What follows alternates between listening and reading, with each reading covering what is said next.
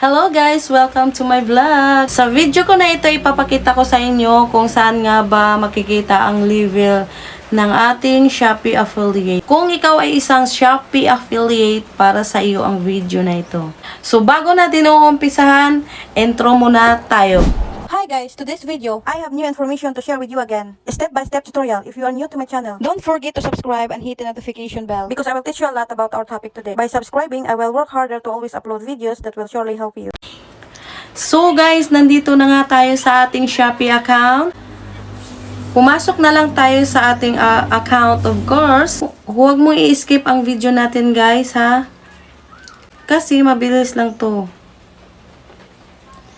Andito sa baba guys, itong notification na ito, i-click mo yan, and then, as you can see, may promotion, social updates, finance updates, and Shopee updates. I-click mo lang si Shopee updates. So guys, dito mo lang makikita yung label mo sa Shopee affiliate. I-click mo lang itong label up today for more perks. So, nandito na tayo, guys. So, kayo na ang bahala magbasa dyan, guys. So, hanggang dito na lang tayo, guys. Don't forget to subscribe and hit the notification bell and like mo na din ang ating channel. Thank you for watching. Bye!